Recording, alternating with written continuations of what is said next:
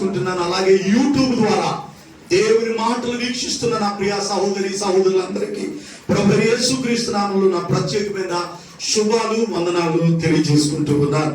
ఈరోజు మన వాక్య ధ్యానం నిమిత్తమై కీర్తన గ్రంథంలో రాయబడినటువంటి ఒక చిన్న వచనాన్ని చదువుకొని ఈరోజు మన వాక్య ధ్యానాన్ని ప్రారంభిద్దాం. 45 కీర్తనల గ్రంథం 45 కీర్తన 2వ వచనములో 3వ లైన్లో ఉన్న మాట చదువుకుందాం. కావున దేవుడు నిత్యము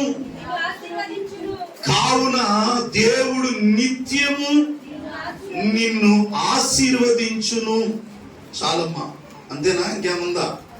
కావున దేవుడు నిత్యము నిన్ను ఆశీర్వదించును అని వచ్చినాన్ని మనందరం చెబుదామండి. కావున దేవుడు నిత్యము నిన్ను ఆశీర్వదించును, నిత్యము నిన్ను ఆశీర్వదించును. ఎవరు? దేవుడు అంట నిత్యము మనం ఆశీర్వదిస్తాడంట. ఏం చేస్తాడు చెప్పండి? నిత్యము దేవుడు ఆశీర్వదిస్తాడు అనే మాట దేవుడు తెలియపరుస్తూ ఉంటున్నాడు. దేవుడు మనల్ని నిత్యము ఆశీర్వదించాలి అని అంటే మనం నిత్యము ఏం చేయాలో ఈరోజు ఒక 3-4 విషయాలు మీకు చెప్తాను నేను. ఈరోజు మన వాక్యం ఏంటంటే నిత్యము అనండి.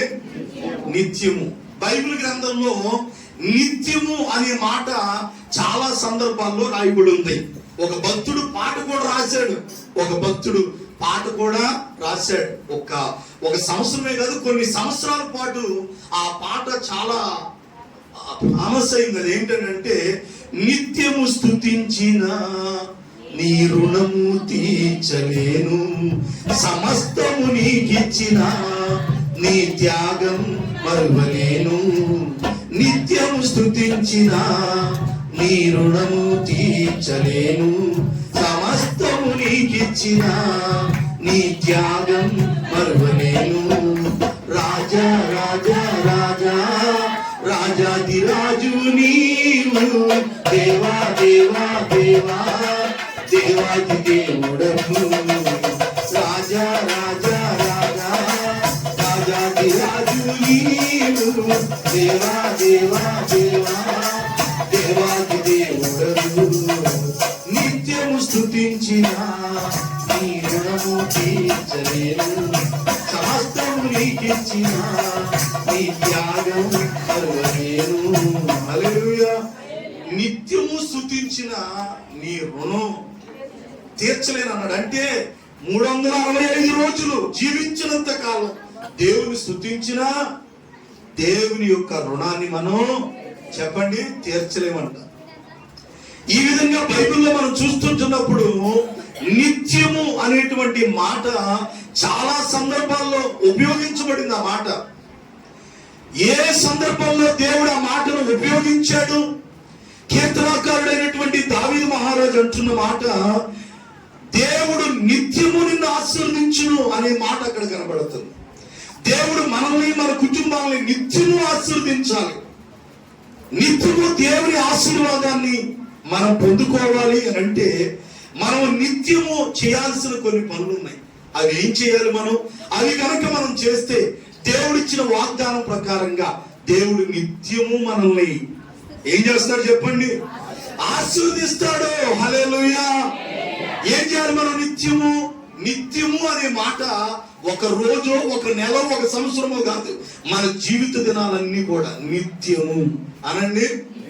నిత్యం ఏం చెయ్యాలి మనం అని అంటే బైబిల్ గ్రంథంలో రాయబడిన ఒక్కొక్క మాట మీకు చూపిస్తా.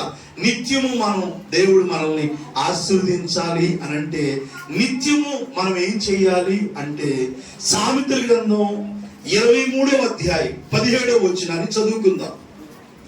దేవుడు నిత్యము మనల్ని, మన కుటుంబాలను ఆశీర్వదించాలి. నిత్యము దేవుడు మనల్ని ఆశీర్వదించాలి అని అంటే చదువునన్నా, పాపులను చూసినప్పుడు నీ హృదయమునందు మత్సరపడొద్దు, నిత్యము యెహోవా యందు భయభక్తులు కలిగి ఉండు. అనండి, నిత్యము యెహోవా యందు భయభక్తులు కలిగి ఉండుము. అంటే దేవుడు నిత్యము మనల్ని ఆశీర్వదించాలి అని అంటే మనం ఏం చేయాలి? నిత్యము దేవుని యందు భయభక్తులుగా. దేవుడు నిత్యము ఆశీర్వదిస్తాడు. అయితే మనం ఏం చేయాలి? నిత్యము ఒక నెల బల్లారాధన ఇచ్చేటప్పుడు, వారానికి ఒకసారి ఇలా కాకుండా ప్రతి నిత్యము దేవుని యందు మనం ఏం కలిగి ఉండాలంట? భయభక్తులు కలిగి ఉండాలి. అక్కడ అంటున్నాడు, పాపులను చూసి నీ హృదయమునందు మచ్చలు పడొద్దు. పాపులను చూసినప్పుడు ఎవరిని? పాపులు. అయ్యో, కొంతమంది బాప్తిస్మం తీసుకోకపోయినా బాగుండేదే. కొంతమంది బాధ ఏంటిది? కొంతమంది బాధ ఏంటంటే బాప్తిస్మం తీసుకోకపోయినా. ఎందుకని ఈ బాధ? లోకస్తులు చూసి, పాపంలో ఉన్న వారిని చూసి, పాపంలో తిరుగుతున్న వారిని, సంతోషించే వారిని చూసి, వాళ్ళని వీళ్ళని చూసి ఏం చేస్తారంటే వాళ్ళని చూసి వ్యసన పడుతున్నాడు అన్నమాట. పాపును చూసినప్పుడు ఎవరిని? పాపును చూసినప్పుడు నువ్వేం చేయొద్దు అంటున్నాడు? మచ్చలు పడొద్దు. నీ మట్టుకు నువ్వేం చేయాలంట? నిత్యము అనండి. కొంతమంది చూడండి, ఆదివారం రాగానే ఎక్కడ భయం వచ్చేది వీళ్ళకి. కొంతమందికి ప్రభు బల్లారాధన ఇచ్చేటప్పుడు వస్తుంది భయం. ఆ నెలంతా కనబడ్డాడు, బల్లారాధన ఇచ్చేటప్పుడు కనబడతాడు. ఎందుకని? ఈ భయం ఎక్కడ? ప్రభు బల్ల ఇచ్చేటప్పుడు ఎక్కడని ఆ తెల్ల డ్రెస్ ఎక్కడ కొనుక్కొని ఉంటుండవు, అవన్నీ కట్టుకొని వస్తాను అనమాట. మంచిదే, కానీ ఆ భయం జీవితంలో నిత్యము కలిగి ఉంటే ఎంత బాగుంటుంది? ఎంత బాగుంటుంది? దేవుని బిడ్డలారా, నిత్యము భయం కలిగి ఉండమన్నాడా? ఆదివారం ఒక్కరోజైనా.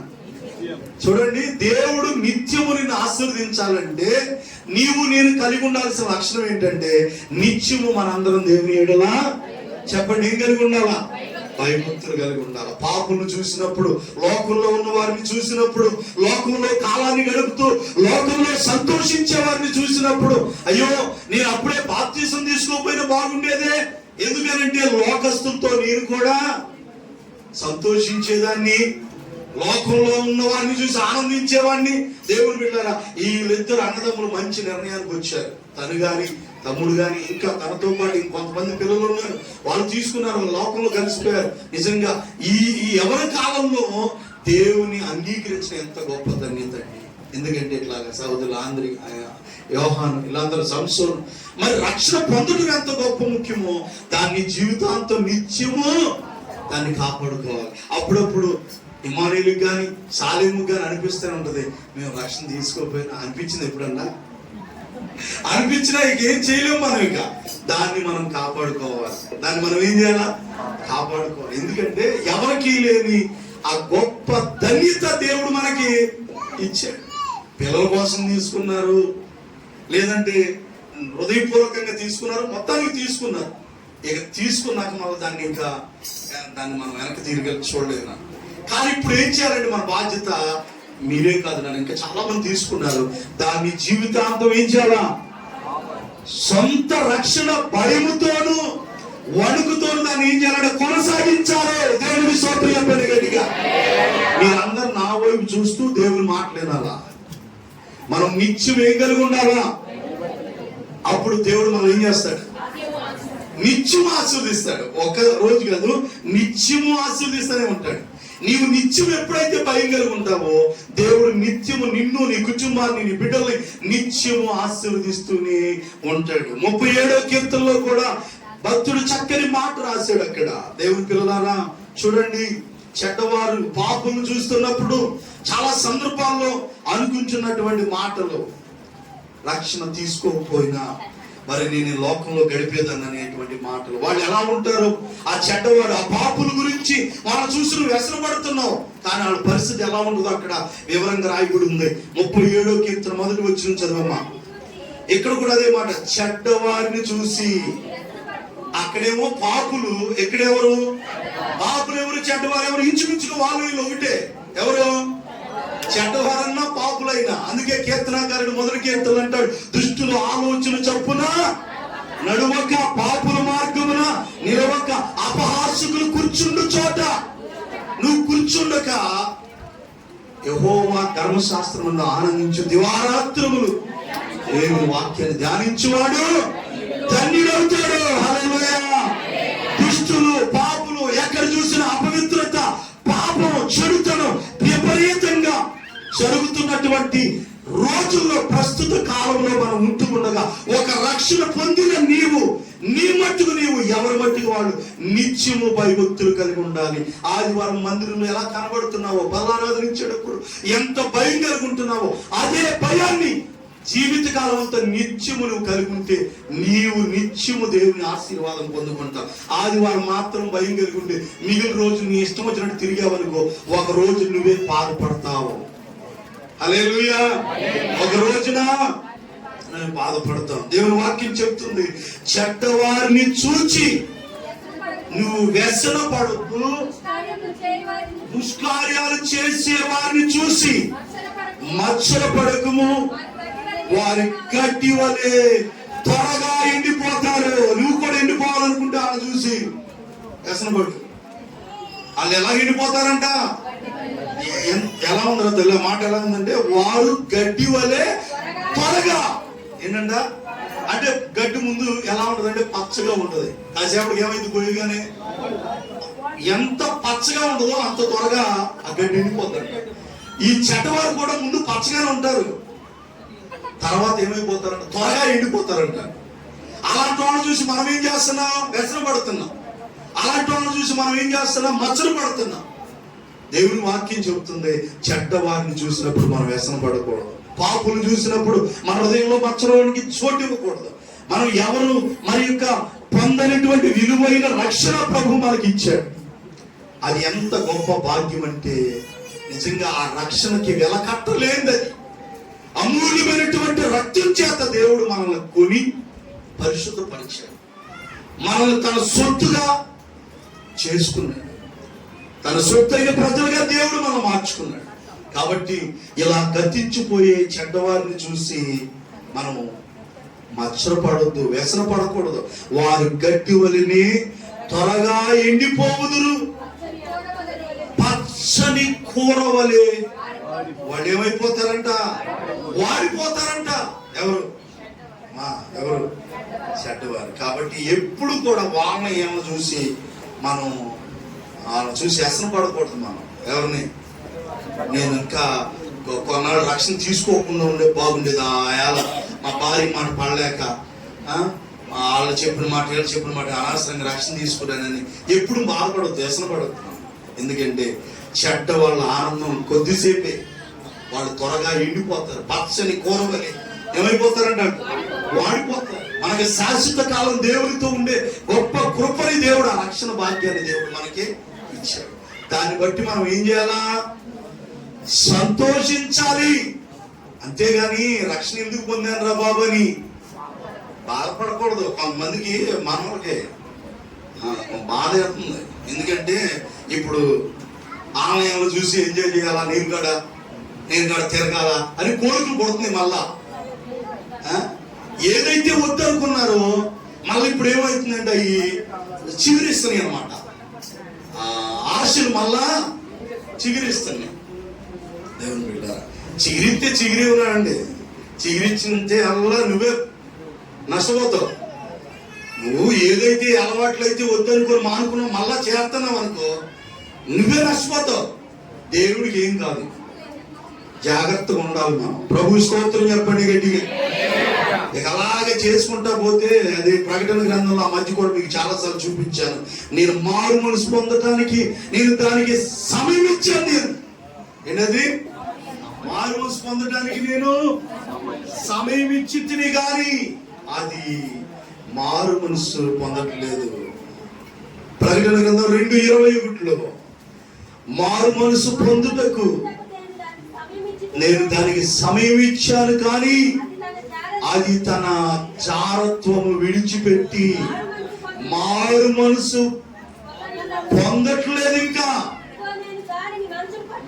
అది ఏంటంట, దాన్ని ఏం చేస్తాడంట, మంచం పట్టిస్తాడంట. చెప్పండి, ఏం చేస్తాడు అంటే మారు మనసు పొందడానికి దేవుడు మనకు అవకాశం ఇచ్చినప్పుడు మనం ఏం చేయాలా,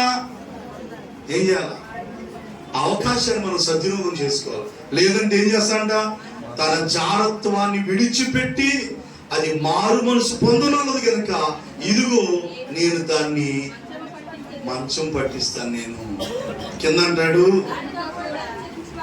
వారిని అక్కడ చదువు లైన్ చదువు, వారిని బహుశ్రమల పాలు చేస్తాను నేను. ఏంటి అంట? ఒకటేమో మంచం పట్టేస్తాంట, రెండో మాట ఏంటి? మీ బైబిల్లో ఉందా? తెరిచి చూడండి. అంటే నిత్యములు దేవుని పని లేకుండా ఎవరైతే జీవిస్తూ ఉంటారో, ఎంత చెప్పినా వినకుండా అవే పాపాలు, అవే లోకాశ, అవే చెడ్డపనులు చేసుకుంటూ ఆమె చూసి ఆ యొక్క దేవునికి అయిష్టమైన కార్యాలు చేస్తాననుకో, దేవుడు సమయం ఇస్తాడంట.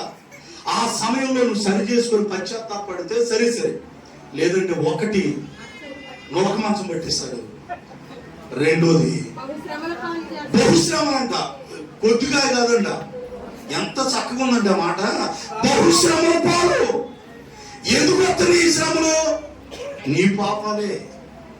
నువ్వు అనుకుంటున్నా నేను ఏం చేశా నీకు జరగదా? నీకు అర్థం కావట్లా ఈ శ్రమలు ఎందుకు వస్తున్నాయి, ఈ శోధన? ఒకప్పుడు బాగానే ఉండేదానుగా, మరి ఎందుకు వస్తున్నాయి నీకు అర్థం కాకపోతే ఎట్టా? నువ్వు ఇంకా తెలుసుకొని నువ్వు మార్పు పొందకపోతే ఎలాగా? దేవుడు అవకాశం ఇస్తాడు. ఒకప్పుడు నీ ఆరోగ్యం బాగుండేది, ఒకప్పుడు నీ కుటుంబం బాగుండేది, నీ కుటుంబం ప్రశాంతంగా సమాధానంగా ఉండేది, నీ పిల్లలు బాగుండేవాళ్ళు. ఇప్పుడేమో ఎవరు నీకు అసమాధానం, ఎప్పుడు టెన్షన్, ఏదో బాధ. కారణం ఏంటంటే నీ క్రియలు తేడా వచ్చేసి. నువ్వు అప్పుడు రక్షణ పొందిన కొత్తలో ఎలా ఉండేదాన్ని? నీ భక్తి, నీ ఆత్మీయత, నీ ప్రార్థనా జీవితం అప్పుడు ఎలా ఉండేది? అప్పుడు ఆ ఆత్మీయ జీవితం, ఆ ప్రార్థన, ఆ జీవితం మంచి బాగానే ఉన్నావు. ఎప్పుడైతే నీ క్రియలు మారిపోయినాయో నీ ఇంట్లో శ్రమలు ఎక్కువైపోయినాయి. దేవుని బిడ్డలారా, సంసోను దేవునితో ఉన్నంత సేపు ఆయన బాగానే ఉన్నాడు. ఎప్పుడైతే సంసోను దేవునికి అయిష్టమైన పనులు చేయడం ప్రారంభించాడో, దేవుని ఆత్మ అతన్ని విడిచిపెట్టి వెళ్ళిపోయింది. ఆయన బహుశ్రమల పాలైపోయాడు. ఆయన శత్రువుల చేతికి అప్పగించబడ్డాడు. ఆయన్ని కొలుసులతో బంధించి ఒక అన్య దేవతల గుళ్ళో కట్టేసి 2 కళ్ళు తోడేశారంట. ఎవరే? సంసోని. అది మన గుణపాఠం. అది గొప్ప ఆత్మతో నింపబడిన వ్యక్తి ఆయన సంసోను. పరిశుద్ధాత్మను పొందుకున్న వ్యక్తి ఆయన. ఎప్పుడైతే ఆ వేశ్యుల దగ్గరికి చేరి ఆ వేశ్యుల సాంగత్యం చేసి పరస్త్రీ ఉచ్చులో చిక్కుకున్నాడు, ఆయన దేవుడిచ్చిన బలాన్ని పోగొట్టుకున్నాడు, దేవుని ఆత్మ పోగొట్టుకున్నాడు. ఎంత శ్రమ పెట్టబడ్డాడంటే 2 కళ్ళు పీకేశారంట ముందు. ఎవరే? దేవుని కృప ఏంటంటే మన కళ్ళు ఎవరు పేగట్లా. జాగ్రత్త దేవుని బిడ్డరా, నీవు బహుశ్రమల పాలు కాకముందే ఏం చేయాలా? మారుమనసు పొందాలా. నిత్యము దేవుని ఎడల భయభక్తులుగా, చెడ్డవారిని చూసి, పాపులు చూసి నువ్వు వ్యసనపడి నీరు కడిచేస్తే ఏమైతే వాళ్ళకేం కాదు, నువ్వే నష్టపోతావు. ఎందుకంటే నువ్వు రక్షణ పొందిన పెట్టువి, వాళ్ళు ఇంకా లోకంలో ఉన్నారు. వాళ్ళన్నీ నువ్వు రక్షణ పొందిన వ్యక్తివి. వాళ్ళు ఎలాగున్నా పర్వాలా, కానీ నువ్వు నేను చాలా జాగ్రత్తగా ఉండాలా. హల్లెలూయా చెప్పండి. నిత్యము దేవుడు నిన్ను ఆశీర్వదించాలి అని అంటే మొదటి పని మనం ఏం చేయాలి? నిత్యము యెహోవా యందు ఎవరు భయభక్తులు కలిగి ఉంటారు వారిని, వారి కుటుంబాలను నిత్యము ఏం చేస్తుంటాడు? ఆశీర్వదిస్తాడు. ఆన చూసి ఎవరినో చూసి ఏదో వాత పెట్టుకుందంట అన్నది. కాబట్టి ఎవరినో చూసి మనం ఇదవ్వాల్సిన పని లేదు. వాళ్ళు అలా చేయట్లేదా, వీళ్ళు చేస్తే చేయనివ్వండి, వాళ్ళకి దేవుడు తీర్పు తీర్చుకుంటాడు. నీ మట్టుకు నీవు అనే మాట ఉండదు. ఒకసారి ఆ మాట చదవరన్న ఎవరో ఒకరు చదవండి. ప్రసంగి గ్రంథంలో ఒక మాట రాయబడి ఉంది. మాట చెప్పి మరింత ముందుకు వెళ్దాం. మనం నిత్యము దేవుని ఎడల మనమందరము కూడా భయభక్తులు కలిగి ఉందుము గాక. ఆమేన్ చెప్పండి అందరూ. ఆమేన్. హల్లెలూయా. స్తోత్రం చెప్పండి గట్టిగా. అలా ఎవరైతే భయం కలిగి చెడుని ఆశ్రయించుకుంటా దేవునికి ఇష్టంగా నిత్యం భయభక్తులు కలిగి ఉంటారు, నిత్యము వారిని దేవుడు ఆశీర్వదిస్తాడు. ప్రసంగి గ్రంథం 12వ అధ్యాయం 13వ వచనం చదువునా. ఎన్ననా ఆ 5:7 అంట. నీ మట్టుకు నీవు దేవుని యందు భయభక్తులు కలిగి ఉన్నావు అనండి. నీ మట్టుకు అనండి. నా మట్టుకు అనుకుంది మనందరం. నా మట్టుకు నేను అనండి. నా మట్టుకు నేను ఇది మొదలుకొని దేవుని యందు భయభక్తులు కలిగి ఉంటాను. ఏం చేస్తున్నావు? దేవుని దగ్గర మాట ఇస్తున్నావు. మాట చేంజ్ చేయకూడదు, తప్పు. ఎవరు మట్టుకు వాళ్ళు ఏం చేయాలా? నీ మట్టుకనుందా, అందరనుందా? నీ మట్టుకు అంటే ఇది ఎవరితోనో పోల్చుకునేది కాదు. ఇది వ్యక్తిగతంగా ఎవరి మట్టుకు వాళ్ళు ఏం కలిగి ఉండాలంటే భయభక్తులు కలిగి ఉండాలి. నా మట్టుకు నేను, నీ మట్టుకు నీవు. నీ ఆత్మీయత నీది, నా ఆత్మీయత నాది. ఎవరి పరిశుద్ధత వారు కాపాడుకుంటే రేపు నిత్య రాజ్యంలో ఆయనతో పాటు మనం ఉంటామండి. దేవుని స్తోత్రం కలుగును గాక. కాబట్టి ఎప్పటి వరకు నువ్వు ఎలా ఉన్నావో ఎక్కడి నుంచి అయినా నిత్యము దేవుని ఎడల ఆదివారం ఒకలాగా, సోమవారం ఒకలాగా, శుక్రవారం, బుధవారం ఇలా కాకుండా ఆదివారం ఎలా మందిరంలో కనబడుతున్నావో మిగిలిన రోజులు కూడా నిత్యం అదే భయం కలిగి నీలో ఉంటే తప్పకుండా దేవుడు నిన్ను ఆశీర్వదిస్తాడు. ఎవరు లేనప్పుడు లోపలికి వెళ్ళాడంటే యోసేపు గదిలోకి. అప్పుడు ఆమె బలవంతం చేసిందంట. ఎవరు? పోతీఫరు భార్య. ఎవరు లేనప్పుడు బలవంతం చేసింది. అందరు ఉన్నప్పుడు అడిగినా అదే మాట చెప్పాడు. ఎవరు లేనప్పుడు ఆయన వస్త్రాన్ని లాగిందంట. ఏం చేశాడంటే వస్త్రాన్ని తన చేతిలో విడిచిపెట్టి బయటికి తప్పించుకొని ఏం చేశాడు? ఇప్పుడు నువ్వేం చేయాలంటే నిత్యం భయభక్తులు కలిగి ఉంటావు. ఎట్లా ఉండదంటే అందరు ఉన్నప్పుడు ఎట్ట కనపడుతున్నావు, ఎవరు లేనప్పుడు కూడా అట్లాగే అదే నిత్యం భయభక్తులు కలిగి ఉండటం అంటే. ఇక్కడ ఎవరైనా చూస్తున్నా పెద్ద డ్రామా వేసి ఎవరు లేనప్పుడు గబాలన పిల్లి ఎవరు చూడలేదని పాలు తాగి అట్టున్నట్టుగా ఆ నాటకాలు కుదరు అమ్మ. దేవుడి దగ్గర దేవుడు ప్రతిదీ చూస్తాడు. నిత్యము ఏం కలిగి ఉండాలా? అది నిత్యం భయభక్తులు కలిగి ఉండటం అంటే ఎక్కడున్నా అక్కడ ఎవరు చూడలేదు, ఇక్కడ తాగితే ఏమైంది, ఇక్కడ ఊర్లేదు, ఇక్కడ తింటే ఏమైందిలే, ఇక్కడ ఇది చేస్తే ఏమైంది అంటే అక్కడ ఎవరు లేకపోవచ్చు. దేవుడు లేడా? దేవుడు చూడ్డా? కాబట్టి నిత్యము యెహోవా కన్నులు ప్రతి స్థలం మీద ఉండును. అవి మంచి వారిని చెడ్డవారిని చూస్తాయి. హల్లెలూయా.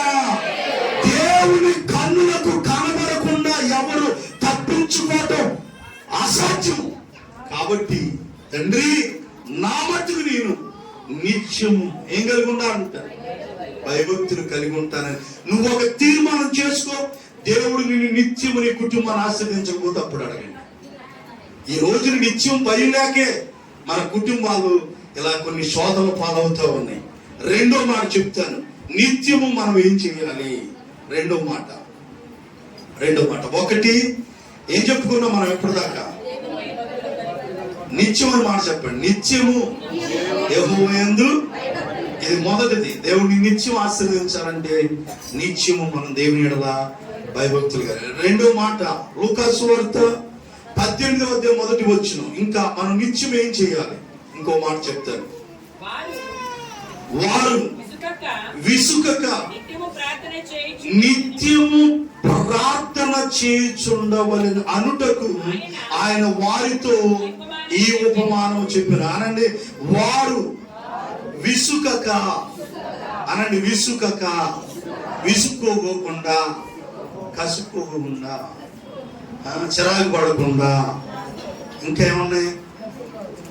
కసుక్కోకుండా, విసుకోకుండా. అప్పుడు శిశువుతో ఏం చెప్తున్నాడు? వారు విసుకక నిత్యము ప్రార్థన చేయాలి. రెండోది మనం నిత్యం ఏం చేయాలా? చెప్పండి, ఏం చేయాలా? అది ప్రార్థన. అంటే కొంతమందికి ఏమవుతుందంటే ఇసుకు ఏంటది? మామూలు ఇసుకుతారు కాదు. ఏంటది? ఎంతసేపు చేస్తావు? దాని ఎలాగో రోజుకు 3 సార్లు ఏడ్చేదానిలాగా ఏం బిల్డప్ చేసేది గట్టికి 10-15 నిమిషాలు చేయదు. కానీ ఎంత ఇసుకుపడ్డం మనకి. రోజంతా పని చేయమని చేస్తున్నాం కానీ కాసేపు ప్రార్థన చేయమంటే ఇప్పుడు ఎంత పని చేస్తున్నాం చెప్పండి. యేసయ్య ఏం చెప్తున్నాడు? వారు విసుకక నిత్యము ఏం చేయాలంట? ప్రార్థన చేసుకోవాలి. హల్లెలూయా. పని చేతులైతే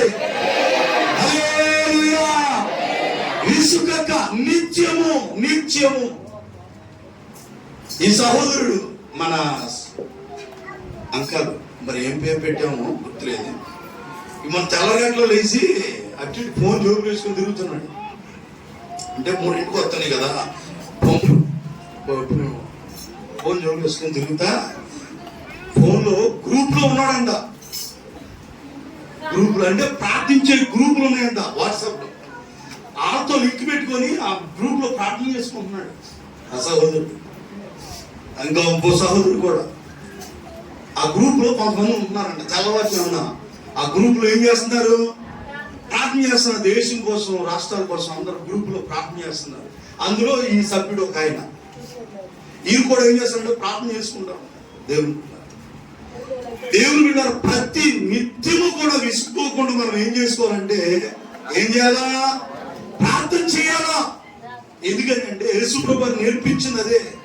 మనుషులందరి కొరకును, రాజుల కొరకు, అధికారుల కొరకు మీరు ఏం చేయాలన్నాడు? ప్రార్థన చేయాలా. దేవుడికి స్తోత్రం పడి గట్టిగా. దేవుని బిడ్డలారా, దేవుడు నిత్యము నిన్ను ఆశీర్వదించాలంటే ప్రియ సహోదరి సహోదరుడా, మొదటిగా నువ్వు నిత్యము దేవుని భయభక్తులు కలిగి ఉన్నప్పుడు దేవుడు నిన్ను కుటుంబాన్ని ఆశీర్వదిస్తాడని చెప్పుకున్నాం. రెండవ మాటగా నిత్యము మనం చేయాల్సిన పని ఏంటో తెలుసా? ప్రార్థించే వారిగా ఉండాలి. చెప్పండి, నిత్యము విసుగక. ఏం చేయాలా? విసుకోకూడదు ప్రార్థన చేసుకోవడానికి. ఎన్ని పనులు చేస్తున్నావు నీ కుటుంబ నిమిత్తమై, నీ పిల్లల కొరకు, నీ కుటుంబ యజమాని కొరకు, నీ కుటుంబ సభ్యుల కొరకు, నీ ఇరుగు పొరుగు వారి కొరకు, సంఘం కొరకు, సేవకుల కొరకు, దేశం కొరకు, దేశ ప్రజల కొరకు ఒక్క కాసేపు నువ్వు ప్రార్థించలేవా? యేసయ్య అన్నాడు, మీరు శోధనలో ప్రవేశించకుండా ఉండినట్లు మెలకువగా ఉండి. చెప్పండి, ఏం చేసుకోవాలి? శోధనలు రాబోతున్నాయి, ముందే ఏం చేయాలా? నువ్వు గంట సేపు చేయలేకపోవచ్చు, ఒక అరగంట చేయలేవా? తెల్లారుజాము లేస్తే సమయం చాలా ఉండదుగా. నువ్వు లేచేదేమో 7ంటికో 8ంటికో లేగుతావు. అప్పుడు చేస్తాడు ఫ్రెష్ ఒక తల్లి. ఒక 10ంటికి చేస్తా ఫ్రెష్. ఎట్లుంటుందో కంపెనీతో అసలు ఉదయం లేవగానే లేచి బ్రష్ చేసి శుభ్రంగా చక్కగా కాసేపు ప్రార్థన చేసుకుంటే ఆ రోజంతా దేవుడు మనల్ని, మన కుటుంబాన్ని, మన బిడ్డలను దేవుడు కాపాడుతాడు. కానీ ఒక్క నిమిషం ఒక అన్యులే ప్రతి ఉదయాన్ని లేవగానే ఆ విగ్రహం ముందు వెళ్ళి ఆ ఫోటో పూజ చేయండి బయటికి రారే. ఒక మసీదులో ఉన్న సహోదరుడు, హిందూ ముస్లిం సహోదరుడు మసీదు దగ్గర ఆ తెల్లవారుజాము నమాజ్ చేస్తాడే. ఒక సజీవుడైన దేవుణ్ణి ఆరాధించే మనం ఇంకెంత ప్రార్థన చేయాలా? ఎప్పుడు లెగుద్దామా, ఒళ్ళో పెడదాం కంగారుగా ఏదో దేశం ఉద్ధరించిన దానిలాగేమా కాసేపైన మోకాళ్ళేసి ప్రార్థన చేసుకోదు. ఏదో చేసినట్టుగా మోకాళ్ళేసి కాసేపు ప్రార్థన చేసుకుంటే ఏమైందంట? కింద ఏదో మించిపోయినట్టుగా కింద గబగబ వచ్చేసి ఏం చేద్దామని బజార్లో కూర్చోవటమేగా. దేవుడు నేను అంటాను, నేను కూర్చోవద్దాను అంటున్నా. కాసేపు ముందు ప్రార్థన చేసుకుని, తండ్రి ఈ ఉదయం రాత్రంతా చురుకని మేలుకిచ్చావు, రాత్రి నిద్రలోనే పోకుండా ఏంటది నిద్రలోని నా కన్ను మూయకుండా మళ్ళా చురుకని మేలుకు ఇచ్చావు. మరొక్క రోజు ఆయుష్కాలం నాకు పొడిగించావు నాయన, నీ స్తోత్రం అయ్యా. ఈ రోజు లెగుస్తున్నా, ఈ రోజంతా నా మీద, నా బిడ్డల మీద, నా కుటుంబం మీద, దేశం మీద, అందరి మీద నీ కృప తోడుంచయ్యా. ప్రతి పనిలో మీరు నాకు తోడుండండి. నా ప్రయాణంలో మీరు నాకు తోడుగా ఓ చిన్న ప్రార్థన చేసుకొని పని ప్రారంభించుకో. ఆ రోజంతా అన్నింటిలో విజయాన్ని చూస్తారు. సఫలమవుతుంది ఏ పని చేసిన. కొంతమందికి ప్రార్థన ఉండదు, మొహం ఏముంది, వాళ్ళకి ఫోన్ చేయడం, వీళ్ళకి ఫోన్ చేయడం, మా కోసం ప్రార్థన చేయండి, మా కోసం ప్రార్థన చేయండి. మరి నువ్వేం చేసుకోండి మొహం తిరిగిద్దా? ఏ ప్రార్థన లేదు. ఇక ప్రార్థన చేయమంటే నోట్లో 4 లేని దానిలాగా పోట్లాడమంటే అసలు ఇక్కడ స్వరం వినపడితే కింద రాజవాటలా వినపడతా అన్నమాట. ఇక్కడ అడితే ప్రార్థన చేయమంటే నోట్లో 4 లేని దానిలాగా చేస్తాడు. ఇప్పుడు ప్రార్థన చేస్తాడు. ఇంటి శాస్త్రము సంతకము చేయబడినని దానిని తెలిసినను ఆయన యథాప్రకారం ఇంటికి వెళ్ళి తనకి ఈర్ష్యం తట్టు తన కిటికీలు తెరిచి మోకాళ్ళని ప్రార్థించుచుండేను. హల్లెలూయా, చెప్పండి హల్లెలూయా. ప్రార్థన చేస్తే సింహాలకోను పడవేస్తారని తెలిసినప్పుడు కూడా ప్రార్థన చేయటం మళ్ళా పోతే ప్రాణం పోద్దు. కానీ నేను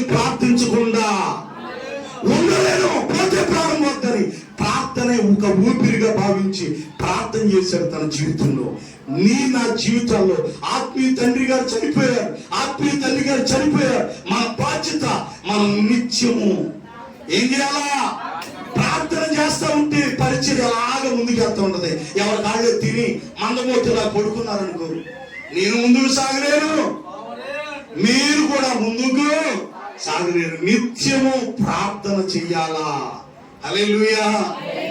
దేవుడు నిత్యము నిన్ను ఆశీర్వదించాలంటే విసుగక నిత్యము ప్రార్థన చేయుచుండాలి అనడానికి ఒక యేసు ప్రభు ఒక ఉపమానం చెప్పాడు. ఆ ఊరిలో ఉన్న కఠినమైన న్యాయాధిపతి ఉన్నాడంట.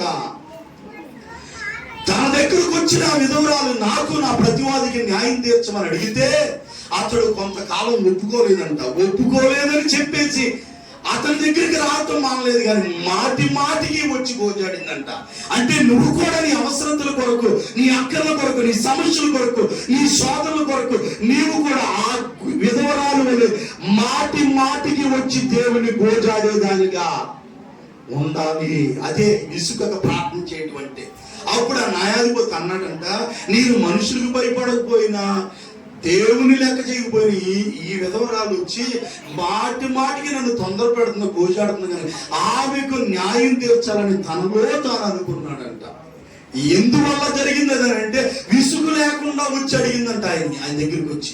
నువ్వు కూడా దేవుడి దగ్గరికి వచ్చి 2 ముక్కలు చేస్తావు, వెళ్ళిపోతా, ఇంకా తీరింది లేదంటే. ఇప్పుడు యాకోబు రాత్రంతా దేవుని సన్నిధిలో పెరుగులాడి ప్రార్థన చేశాడంట. తెల్లవారుతుందయ్యా నన్ను వెళ్ళిపోనిమని అంటుందంట దేవునితో. అప్పుడు యాకోబు అన్నాడంట, నన్ను ఆశీర్వదిస్తేనే గాని నిన్ను పోని అన్నాడంట. అంటే ఏంటి? అటు ఇటు తేల్చుకున్నాడు దేవుని దగ్గర, పట్టుదలతో ప్రార్థన చేశాడు.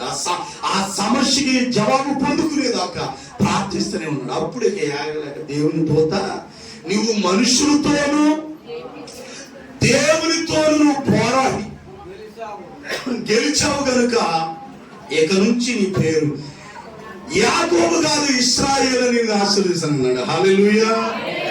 కాబట్టి దేవుని బిడ్డలారా, నిత్యము ఏం చేయాలా చెప్పండి? ఏం చేయాలా? ప్రార్థన చేసుకోవాలి. దశలో రాసిన పత్రికలు అంటాడు, ఎడతెగక ఏం చేయాలా? ప్రార్థన చేయాలి. ఎడతెగక ప్రార్థన చేయాలి. ఎంత ప్రార్థన చేసుకుంటే అంత మంచిది. ప్రార్థన అన్నిటికీ పరిష్కారం. ప్రార్థన వల్లే ఏదైనా సాధ్యం. ప్రార్థన వల్లే ఏదైనా సాధ్యమవుతుంది.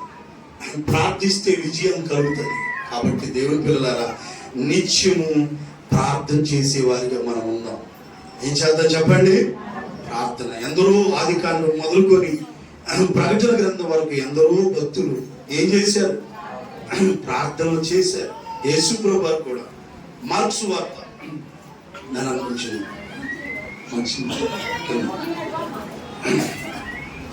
మార్క్స్ వార్త 1వ అధ్యాయం.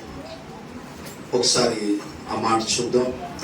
మార్క్స్ వార్త 1వ అధ్యాయం చూడాలి.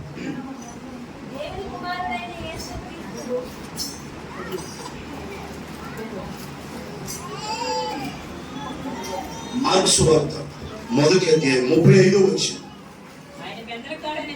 ఈ మాట ఏనండి, ఆయన పెద్దల కాడే లేచి ఇంకను చాలా చీకటి ఉండగానే బయలుదేరి అరణ్య ప్రదేశానికి వెళ్ళి ప్రభు స్తోత్రం చెప్పండి గట్టిగా. ఆయన అనండి, ఎవరైనా యేసయ్య, ఎవరైనా యేసయ్య అనండి. యేసయ్య పెద్దల కాడ లేచి పొద్దెక్కినాక లేచి. ఎప్పుడు లేచాడంట? మనం ఎప్పుడే కదా, ఎప్పుడే కదా.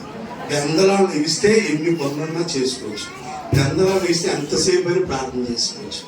పెందలాలు ఇస్తే ఏ శబ్దాలు వినపడవు, ఏ కుక్కలు లేవు, అంత కాముగా ఉంటారు. అప్పుడు మనం ఎంతసేపు అయినా ప్రభు సన్నిధిలో ప్రార్థన చేసుకోవచ్చు. యేసు ప్రభు వారు కూడా ఎవరమ్మా? యేసు ప్రభు వారే పెందలాడ లేచి ఇంకను చాలా చీకటి ఉండగానే బయలుదేరి అంటే నువ్వు కూడా బయలుదేరి ఎక్కడికి వెళ్ళాలా? కట్టవతలకి వెళ్ళాలా, పొలాలు. లేదంటే ఇక్కడ పెద్ద పండు దగ్గరికి కొండపైకి చెప్తావా? ఈ టైంలో లేచేస్తున్నాను, నిన్ను చూసి భయపడతాను. నువ్వు ఎక్కడికి వెళ్ళొద్దులే కానీ నీ ఇంట్లోని ఆయన బయలుదేరి అరణ్య ప్రదేశాన్ని. ఎందుకు అక్కడికి వెళ్ళావయ్యా అని మనం ఇంటర్వ్యూ చేసేందుకు. అరణ్యంలోకి వెళ్తే ఏ శబ్దాలు, అది కొంతమంది పల్లెటూళ్ళు ఏం చేస్తారంటే పొలాల్లోకి వెళ్ళి అక్కడక్కడ తోటలోకి వెళ్ళి ప్రార్థన చేసుకుంటారు. ఎందుకంటే ఏకాంత ప్రార్థన అది. ఎందుకు పొలాల్లోకి వెళ్ళారు, అరణ్యానికి ఎందుకు? దానికి రీజన్ అదే. ఇప్పుడు మనం ఇక్కడ ప్రార్థన చేసుకుంటున్నాం, కింద పిల్లలు ఏం చేస్తున్నారు రాత్రి. ఇప్పుడు మనం ప్రార్థన చేసేటప్పుడు మనకి ఈయన పడుతుంది. ఒక్కోసారి ప్రార్థన చేసేటప్పుడు ఆ శబ్దాలు ఏర్పడతాయి. అందుకని అరణ్య ప్రదేశానికి వెళ్ళాడు. అంటే ప్రార్థించడానికి కూడా ఏం కావాలంటే ఏకాగ్రత ఉండాలా. ఏముండాలి? ఏకాగ్రత. ప్రభు స్తోత్రం చెప్పండి గట్టిగా. అలాగని చెప్పేసి ఇప్పుడు తొందరపడి మీరు ఎక్కడికి వెళ్ళాలని నిర్ణయించుకోవద్దు. కానీ ఎక్కడికి వెళ్తున్నాను మీ యజమాని మళ్ళా మిమ్మల్ని నేను నారాలని చేస్తారు. ఇదో తరగని మళ్ళీ అది మళ్ళీ అసలు పొలాలు చాలా దూరం ఉన్నాయి. కొండంటే ఇక్కడే ఉంది కానీ ఏమొద్దులే. కానీ ప్రస్తుతానికి మత్తయి సువార్తలో చెప్పబడిన విధంగా నీవు ఉపవాసం ఉన్నప్పుడు నీ గదిలోకి వెళ్ళి, ఎక్కడికి? అది గదిలోకి వెళ్ళి చాలు. ఎక్కడికమ్మా? గదిలోకి వెళ్ళి రహస్యమందు చూచుచున్న నీ తండ్రికి. అది అక్కడేమో యేసు ప్రభు అరణ్యానికి వెళ్ళాడు. యేసయ్య ఏం చెప్పాడంటే నువ్వు గదిలోకి వెళ్ళి, అది నువ్వు ఒక మూలకి వెళ్ళి గదిలో కూర్చొని ప్రార్థన చేసుకో. కాసేపు కొండల మీదకి పొలాల్లోకి వెళ్ళొద్దులే. కానీ ఆయన పెందల కాడ లేచి అరణ్య ప్రదేశాలకు వెళ్ళి ఇంకా చాలా చీకటి ఉండదు కానీ అక్కడ ప్రార్థన చేయించుండేను. ఏం చేస్తున్నాడు? అది పెందల కాడ లెగిసి మనం కూడా ఏం చేసుకోవాలంటే మన కుటుంబాల కొరకు ఒక దేవుడికి అంత ప్రార్థన అవసరం అయితే నువ్వు దేవుడువా? మనం ఏమన్నా దేవుడువా? ఒక సాధారణ మానవులైన మనకి ఇంకెంత ప్రార్థన కావాలి? ఈ రోజున చాలా సంఘాల్లో కుటుంబాల్లో ఏం తగ్గిపోయిందంటే ప్రార్థన తగ్గిపోయింది. చెప్పండి, ఏం తగ్గిపోయింది? ప్రార్థన. ఇదివరకు ఎంతసేపు ప్రార్థన చేసుకునేవాడు, ప్రార్థన అంటే ఎంతో ఆసక్తి చూపించేవాడు. కానీ ఈ రోజున ప్రార్థన అంటే లేదు, ఇక ఇంట్రెస్ట్ పోయింది. కాబట్టి ఏలియా మన వంటి స్వభావం గల మనుషుడే. అతడు ఆసక్తి కలిగి ప్రార్థన చేశాడు. 3.5 సంవత్సరాల దాకా వర్షం పడ్డా ఆ ప్రార్థన మీద ఏం కలిగి ఉన్నాడు? ఆయన ఆసక్తి కలిగి ఉన్నాడు. ఆసక్తి ఉంది ఆయనకి ప్రార్థన మీద. నీకు కూడా ఏముండాలా? మనకేమో ఫుడ్ విషయంలో ఆసక్తి ఏంటిది అందరికి ఉండదు అనుకోండి. కొంతమందికి అధికమైన ఆసక్తి ప్రార్థన మీద ఉండదు. తల్లి తినేసి ఎంత ఆసక్తిగా తింటదో అన్ని సమకూర్చుకో. తింటే తిన్నావులే, నీ పొట్ట నీ ఇష్టం, నీ కడుపు నీ దేవుడు. కానీ నీ సొంత ప్రార్థన ఎప్పుడు చేసుకుంటా? మరి అయ్యారు వాళ్ళకి ఫోన్ చేశాను నేను ప్రార్థన చేయమని. వాళ్ళు చేస్తారో చేయరు. అంతమందిలో గుర్తుండదు నీ పేరు, నాకే గుర్తుండవు మీ పేర్లు. ఇలా మా సంఘాన్ని అంతటినీ జ్ఞాపకం చేసుకో. మేము పేరు పెట్టి చేయాలంటే 1 గంట 2 గంటలు పడతాయి. హల్లెలూయా. కాబట్టి నిత్యము మనం ప్రార్థించే వారిగా ఉండాలి. ఇకపోతే ఆఖరి మాట లేవియాకాండం. నిత్యము దేవుడు నిన్ను ఆశీర్వదించాలి అని అంటే మొదటిగా నువ్వు దేవుని ఎడల నిత్యము ఏం కలిగి ఉండాలా? చెప్పండి, ఏం కలిగి ఉండాలా? ఎప్పుడు దాకా? నిత్యం. అప్పుడు దేవుడు నిన్ను ఆశీర్వదిస్తాడు నిత్యం. రెండో పని, నిత్యము మనం ఏం చేయాలా? చెప్పండి, మీరు చెప్పాలి, మీరు ముందుకు వెళ్ళాలి. ఏం చేయాలి? నిత్యము విసుకక. విసుకోవద్దు. ప్రార్థన అంటే ఎందుకు ఇసుకోతున్నా? నీకు నేను తినలే ఇసుకోతుంది, నాకు తిని అంటున్నావు ఎప్పుడన్నా? నేను తినలే ఇసుకోతుంది తిని అనగా ఆ మాట ఎప్పుడన్నా అన్నావా? పద్దాకు తిని ఇసుకోతుంది నాకు అన్నారు ఎవరన్నా? ఎన్నిసార్లు పెట్టినా తింటా రెడీగా ఉన్నావు ఇసుకు లేకుండా. అసలు ఐటమ్స్ ఏమైనా తగలాలి కదా, ఇంకా మామూలుగా ఉంది. ఇంకా మరి తినటానికి విసుగు రావట్లేదు నీకు, ప్రార్థన చేయడానికి మాత్రం నీకు విసుకొస్తుందా? అలాంటప్పుడు ఇంకెందుకమ్మా భక్తి? ప్రార్థన చేయటానికి ఇసుకోవద్దమ్మా. అదే అన్నిటికీ మూలాధారం. ఏది? యేసయ్యే ప్రార్థన చేసుకుంటా పెందలకాళ్ళు లేచి రాత్రంతా ప్రార్థనలో గడిపాడంట యేసయ్య. అందుకనే ఆ సిలువ మరణాన్ని జయించగలిగిన ఆ శక్తిని దేవుడు ఇచ్చాడు. సాతాన్ని యేసయ్య కూడా శోధించాలని చూసింది, కానీ ప్రార్థన వల్ల దాన్ని ఏం చేశాడు? జయించాడు. 40 పగలు 40 రాత్రులు వేసే ఉపవాసం ప్రార్థన చేసుకున్నాడు. ప్రార్థన చేసుకోవాలి. ఈ రోజు ప్రార్థన చేయగా కుటుంబాలు మరి విచ్ఛిన్నం అయిపోతున్నాయి, సమాధానం లేకుండా పోతున్నాయి. జాగ్రత్త, నిత్యము ప్రార్థన చేద్దాం. ఇటు చూడండి, దేవుని సోదరు చెప్పండి గట్టిగా. ఆఖరి మాట లేవియాకాండం 6:13 చదివి మనం ప్రార్థన చేసుకుందాం. స్తోత్రం. చదువుమా.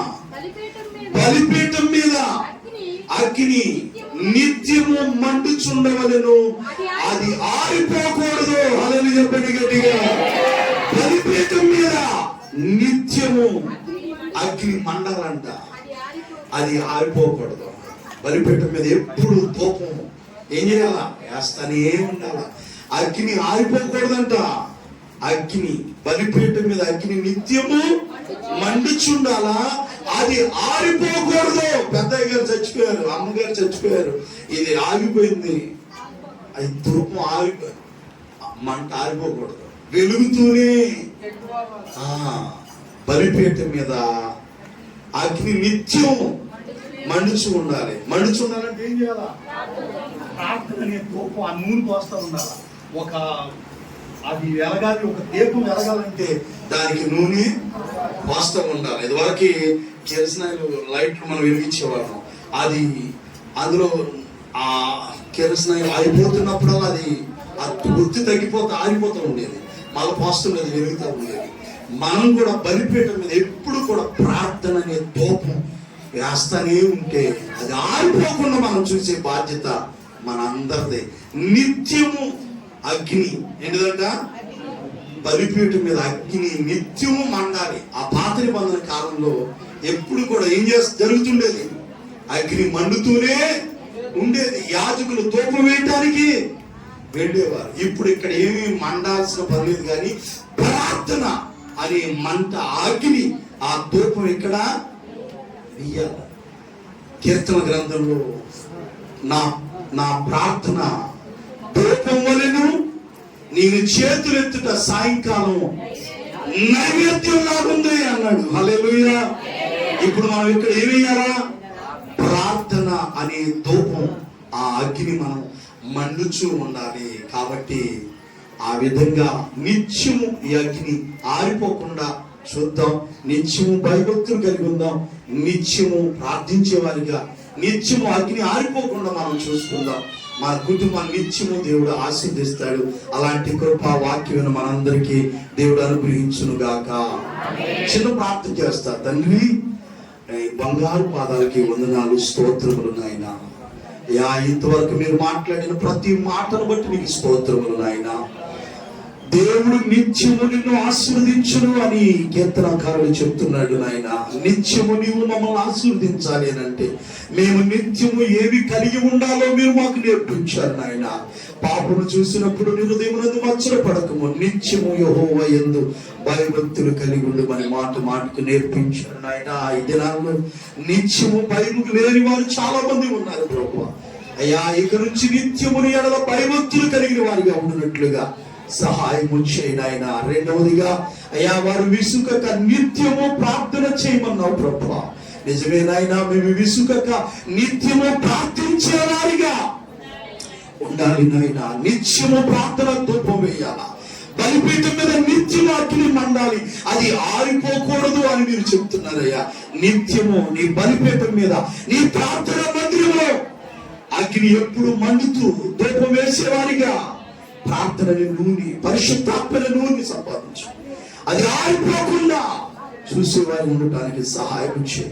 నిత్యము ఎడల భయభక్తులు కలిగి నిత్యము ప్రార్థిస్తూ నిత్యము అగ్ని ఆరిపోకుండా బలిపీఠం మీద అవి మేము చూసుకుంటూ ఉన్నప్పుడు నిత్యమును ఆస్వాదిస్తావు నాయన. ఈరోజు వాక్యం ప్రతి బిడ్డలను, ప్రతి కుటుంబాన్ని నిత్యము మీరు ఆస్వాదించి దీవించాలని. వాక్యం ఉన్న ప్రతి బిడ్డలు ఈ లైవ్ లో ఎంతమంది యూట్యూబ్ ద్వారా నీ మాటలు విన్నారు, వారిని, వారి కుటుంబాన్ని నిత్యము ఆశీర్వదించండి. నిత్యము నీడల భయభక్తులు కలిగిన వారిగా, నిత్యము ప్రార్థించే వారిగా, నిత్యము నీ బలిపీఠం మీద అగ్ని మండించే వారికి ఉండనట్లుగా సహాయం చేసి దీవించవాలి. యేసు నామములో అడిగి ప్రార్థించి పొంది ఉన్నాము తండ్రి, ఆమేన్. ఎవరు తొందరపడొద్దు. ఇంతవరకు చక్కగా దేవుని మాట